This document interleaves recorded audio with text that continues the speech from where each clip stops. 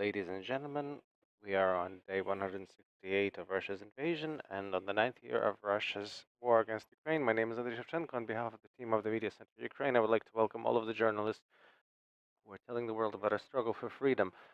Today we'll be talking about the Lviv Defense Cluster, and I would like to give the floor to Maksym Pliekhov, the head of the board of the Lviv Defense Cluster. Pan Maksym, could you tell us about the Lviv Defense Cluster? Hello, friends. My name is Maksym Pliekhov, CEO of the Defense Cluster. As far as the work of the cluster is concerned, I probably won't start with today. I I'll probably start with 2014. 2014 is when my personal path started. Was when we started making bulletproof vests, armored vests for the Maidan and also for the volunteers and the military who went to the east of Ukraine to defend the country.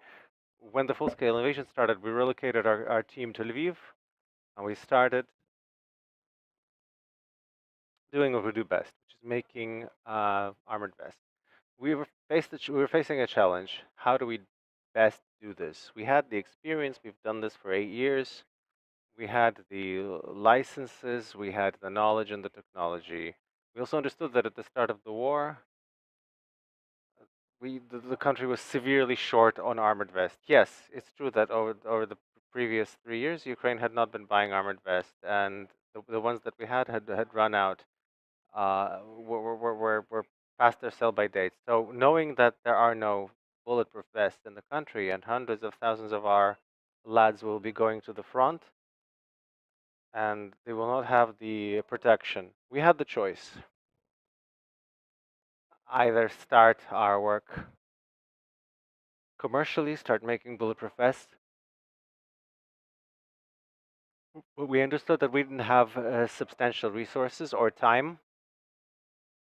I remember those first days, like yesterday, when we didn't know whether Kiev would be taken and Ukraine would survive, whether our state would survive. And so we made a principled choice. We decided to do this on a non-commercial basis and make it a huge volunteer project.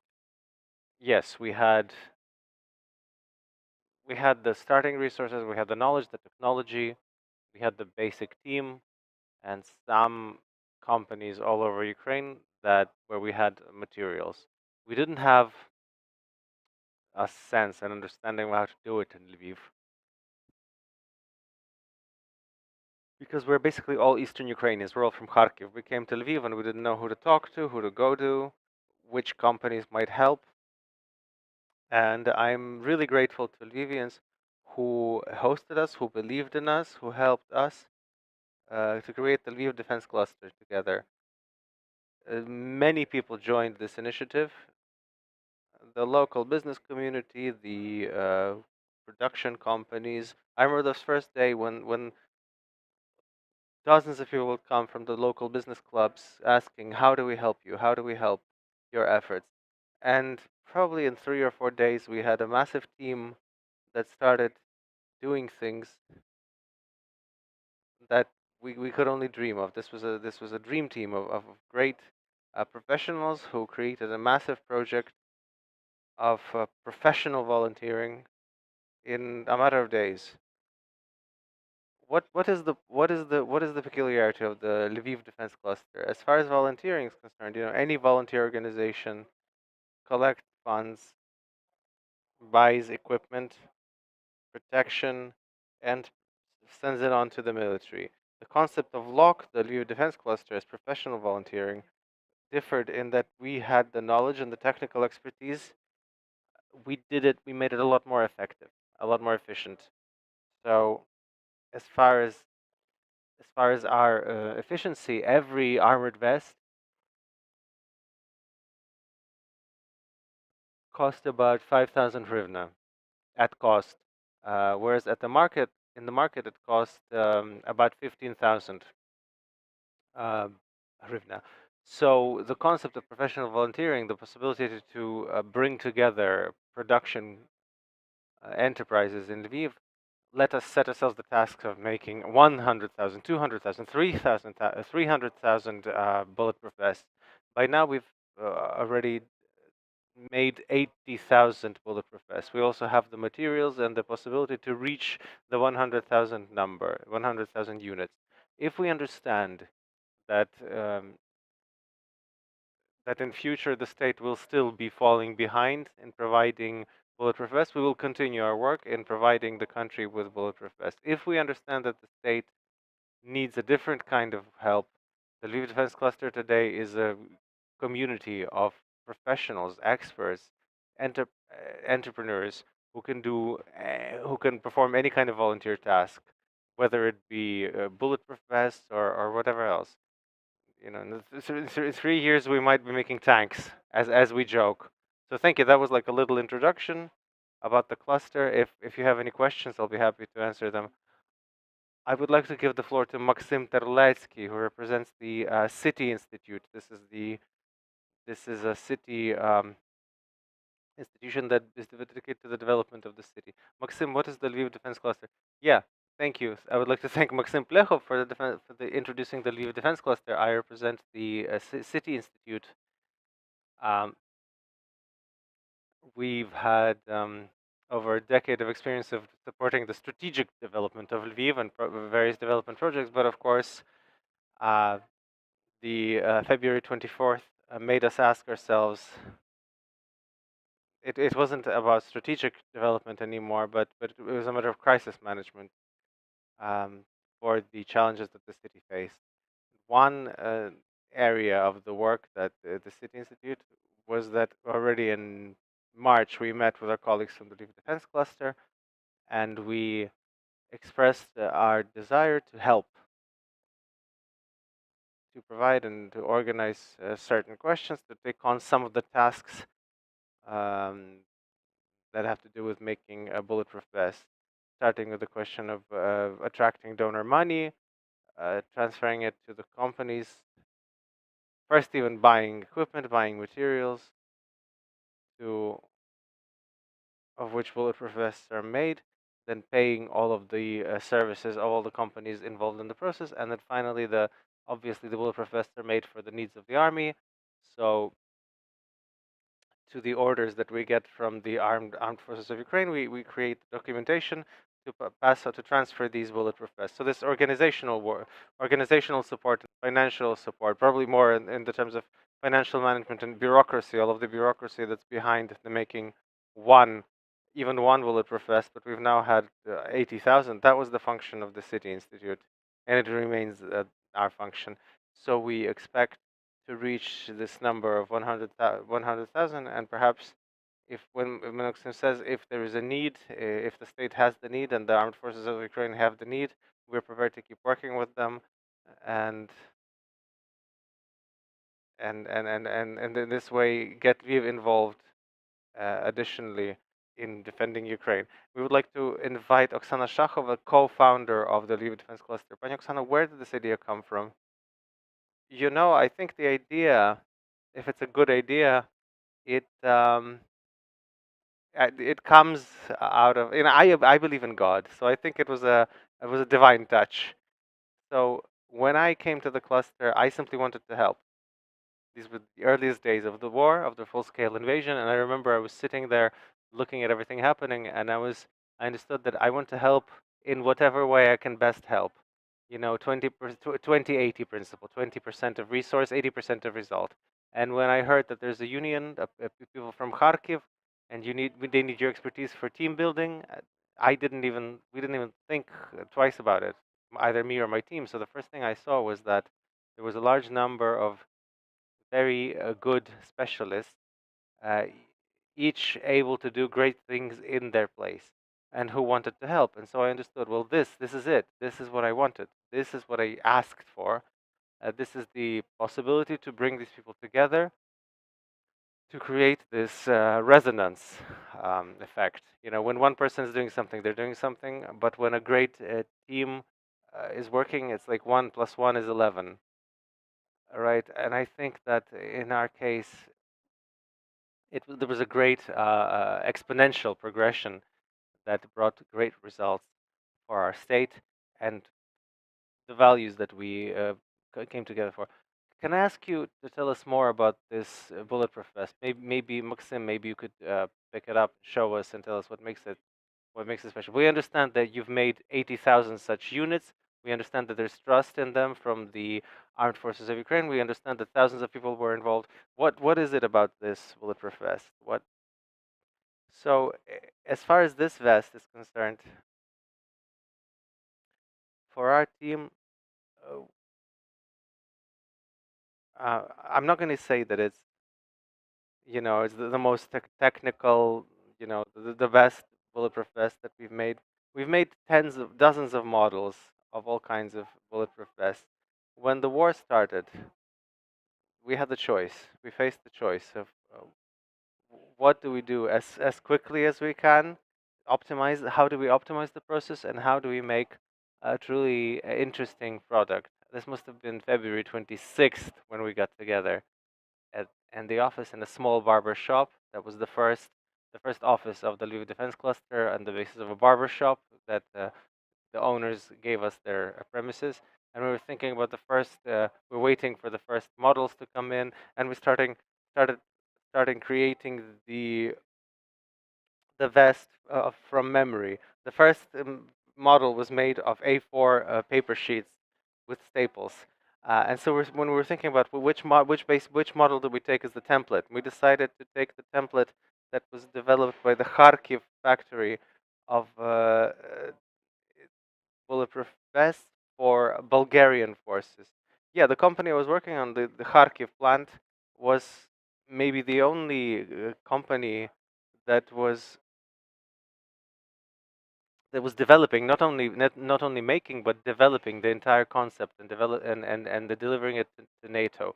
So we really did have the ideal option for the ideal bulletproof vest. What is the point of any bulletproof vest? Well, look, the idea is making this. There are technical demands for the materials, for the steel, for the armor, but there's also the important thing is also the functionality and the comfort, because the adjustment of any strap by 2 or 3 centimeters will make it difficult to wear, will make it less comfortable. So at the time we took the best model we had that had been tested by professionals, Bulgarian professionals. They still use it. Then we had the job to we had the task to do the impossible. Every vest, if we're talking commercially, consists of 12 to 14 types of materials. We understood that we're not going to have the opportunity to buy all of the materials, and so we had to find the technical solutions that would have replaced most of the materials. You can see that essentially the vest has these hooks, and you see that they're also used on the shoulder straps. This let us fully give up on plastic elements, because we couldn't acquire elements from Europe. So the idea was to make everything on the Lviv Defense Cluster companies. All of this is being made in our local companies. We basically only import the main fabric and some Velcro. Uh, Most of the things are made on companies that either are part of the Lviv Defense Cluster or help the Lviv Defense Cluster. So if we're talking about any model, then making any other model in these numbers, it's possible, but we would need companies or enterprises that had been built for years. The company that we had in place in 3 days started making these vests immediately. So that was the unique thing, that we created the model in one night and set it in production in 3 days. And we understand that many fighters send in their responses every day, that it's a very comfortable bulletproof vest. It's very functional, very useful, and very resistant to bullets. Okay, let's put it back to where it was. And then I have a question whoever, for whoever finds it, um, whoever can answer. What can be the future of the Lviv Defense Cluster? So we see clearly a success story from barber shop to making industrial quantities of bulletproof vests. What can happen next?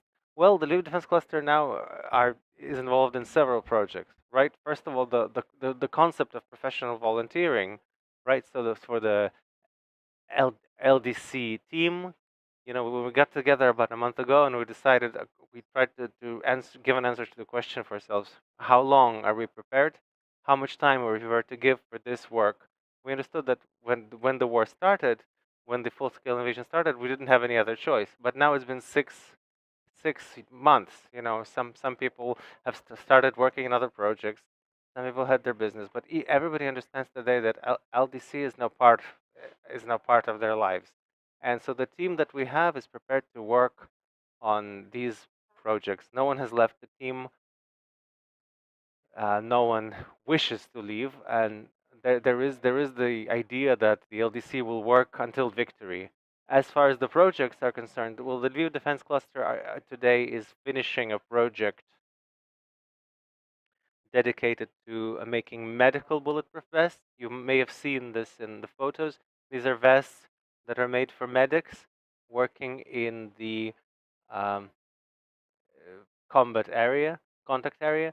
Same kind of story as with the barber's shop. In the first month of the war, you couldn't reach me because half the country had my phone number as somebody who makes bulletproof vests. I wouldn't even answer the phone. So somehow, weirdly, perhaps divine intervention, I saw in my personal message, I saw three exclams and say, "Help us! Our girls are dying." This was a volunteer from Kharkiv, and she was telling me about how their work in the east, the ambulance workers in the east, that every day, well, the ambulances are being hit by shrapnel, and can you help us? I understood then that the vests that the LDC was making, they were too heavy for medics, so we needed something new. So we understood that you need softer plastic material. There was no opportunity to get them in Ukraine.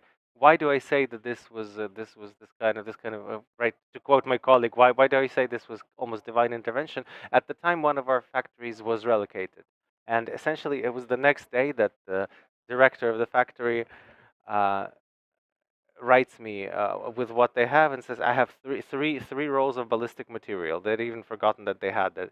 Then there was the question of finding a professional in the East who could develop this vest.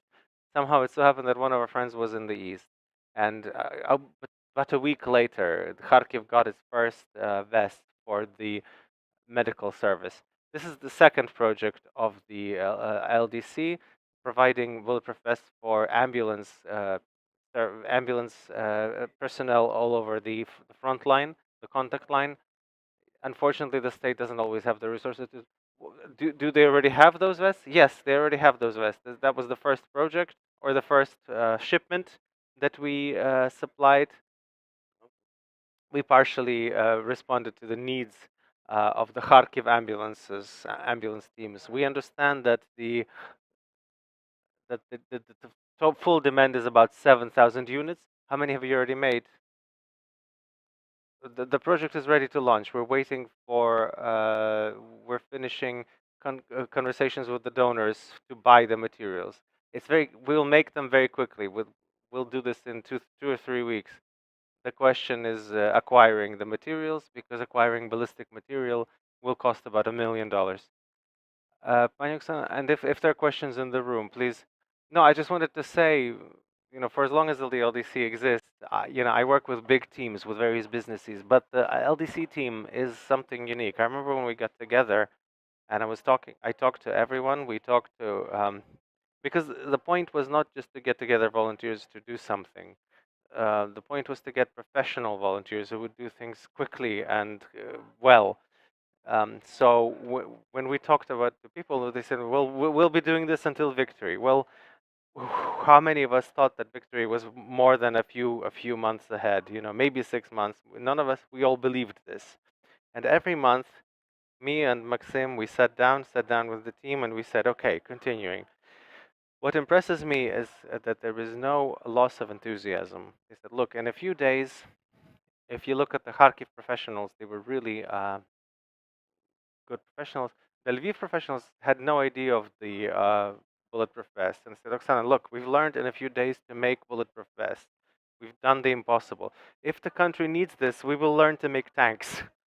uh, there is a goal, and as long as this is necessary, as long as we know that we can make a difference for the country, I'm certain that each of the founders and each of the participants of the Lviv Defense Cluster will be there, and it will keep moving. So this is also an important. Maksym Terletskyi?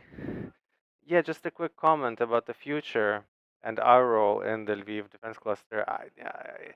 It seems to me that first of all, the City Institute is prepared to get involved in all of the new projects of the Lviv Defense Cluster. Um, we consider ourselves to be professional volunteers at this point, and of course, the war is not ending. So I'm sure that in future we'll come up with ideas, perhaps get other companies involved that have relocated to Lviv at this point. There are many companies, including of the military industrial complex, with which we can work. Like Maxim said, yeah, we might even try to make tanks and build tanks in Lviv. So yes, we're prepared to continue working, I'm sure that there will be very interesting ideas ahead of us, but I don't want to make any public announcements. And finally, if we have no questions in the room, we will stop here. Maksym Terletskyi, Maksym Pliekhov, and Oksana Shakhova, the team of the Lviv Defense Cluster. Thank you for what you do, and thank you for this presentation. Please follow our announcements. Stand with Ukraine.